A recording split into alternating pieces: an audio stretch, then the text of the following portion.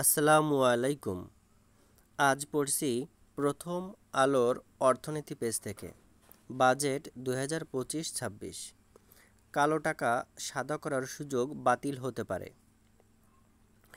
অন্তর্বর্তী সরকার প্রথম বাজেট প্রস্তাবে কালো টাকা সাদা করার সুযোগ বহাল রাখলেও তা এখন বাতিল করতে পারে। 26 জুন প্রস্তাবিত এ বাজেট পাশ করা হবে। সেখানে কালো টাকা সাদা করার সুযোগটি নাও রাখা হতে পারে। দেশে আগে থেকেই আয়কর আইনের তফসিলের মাধ্যমে এতদিন কালো টাকা বা অপ্রদর্শিত টাকায় ফ্ল্যাট কেনার সুযোগ ছিল। পরবর্তী সরকারের অর্থ উপদেষ্টা সালেহ উদ্দিন আহমেদ আগামী 2025-26 অর্থবছরের বাজেটে কর হার কয়েক গুণ বাড়িয়ে সুবিধাটি বহাল রাখার প্রস্তাব করেন। এরপর থেকেই তা নিয়ে নানা মহলে সমালোচনা শুরু হয়। ফলে সরকার কালো টাকা সাদা করার সুযোগ দেওয়ার অবস্থান থেকে সরে আসতে শুরু করেছে।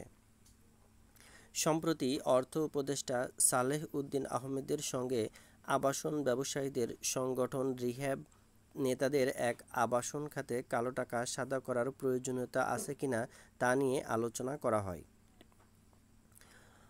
অর্থ উপদেষ্টা 2 জুন নতুন বাজেট উপস্থাপন করেন। এতে তিনি অ্যাপার্টমেন্ট বা ফ্ল্যাট কেনার পাশাপাশি ভবন নির্মাণের ক্ষেত্রেও কালো টাকা সাদা করার সুযোগ রাখেন। তবে আগের চেয়ে করের পরিমাণ বাড়িয়েছেন তিনি। সে অনুযায়ী এলাকাভেদে আয়তন অনুসারে নির্দিষ্ট পরিমাণ কর দিলেই টাকার উৎস সম্পর্কে ব্যাখ্যা দেওয়া হয়েছে এমন জাতীয় রাজস্ব বোর্ড ধরে নেবে বলে উল্লেখ করা হয়। অপ্রদর্শিত আয় বৈধ করার ক্ষেত্রে দুটি শর্ত দেওয়া হয়। যদি আপাতত বলবৎ অন্য কোনো আইনের অধীন কোনো অপরাধমূলক কার্যক্রম থেকে উদ্ভূত হয় এবং কোনো বৈধ উৎস থেকে উদ্ভূত না হয়, তাহলে কালো টাকা সাদা করা যাবে না। রাজধানী ঢাকা, চট্টগ্রাম সহ বিভিন্ন বিভাগীয় শহর, জেলা শহর ও পৌর এলাকাভেদে প্রতি বর্গফুটে 100 থেকে 2000 টাকা কর প্রস্তাব করেন অর্থ উপদেষ্টা। এছাড়া একই সুবিধা পেতে ভবন নির্মাণের ক্ষেত্রে এলাকাভেদে প্রতি বর্গফুটে 50 থেকে 900 টাকা কর নির্ধারণের প্রস্তাব দেন তিনি।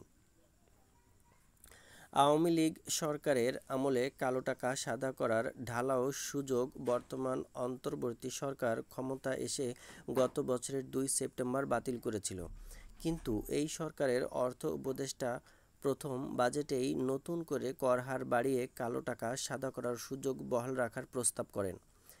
সাবেক শেখ হাসিনা সরকারের দেওয়া চলতি 2024-25 অর্থবছরের বাজেটে এক বছরের জন্য নগদ টাকার পাশাপাশি জমি, ফ্ল্যাট, প্লটসহ স্থাবর সম্পদ কেনার মাধ্যমে কালো টাকা সাদা করার সুযোগ দেওয়া হয়েছিল।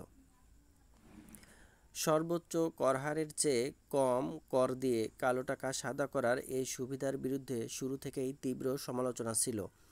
এই সুযোগকে অনৈতিক ও সৎ করদাতাদের প্রতি অন্যায় হিসেবে বর্ণনা করেন বেশিরভাগ অর্থনীতিবিদ ও বিশ্লেষক। অবশেষে মোহাম্মদ ইউনূসের নেতৃত্বাধীন অন্তর্বর্তী সরকার কালো টাকা সাদা করার বিধান বাতিল করার সিদ্ধান্ত নেয়। কিন্তু আয়কর আইনের তফসিলে রাখা কালো টাকা সাদা করার সুবিধা বহাল থাকে। প্রায় সব সরকারের আমলেই কালো টাকা সাদা করার সুযোগ দেওয়া হয়েছে। বছরের পর বছর এই সুযোগ দেওয়া হলেও অবৈধভাবে উপার্জিত অর্থসম্পদ বৈধ করায় কখনোই তেমন সাড়া মেলেনি। এনবিআরের সূত্রগুলো বলছে, এ পর্যন্ত সব মিলিয়ে অপ্রদর্শিত প্রায় 47,000 কোটি টাকা ঘোষণায় এসেছে, অর্থাৎ সাদা করা হয়েছে। বিএনপি সরকারের 1991-96 মেয়াদে কালো টাকা সাদা করার সুযোগ ছিল না। সর্বশেষ 2023-22 অর্থবছরে দেশ থেকে পাচার করা টাকা ফেরত আনার সুযোগ দেওয়া হলেও কেউ সুযোগটি নেননি। এর এক বছর পরই আবারও কালো টাকা সাদা করার ঢালাও সুযোগ দেওয়া হয়। ধন্যবাদ সবাইকে।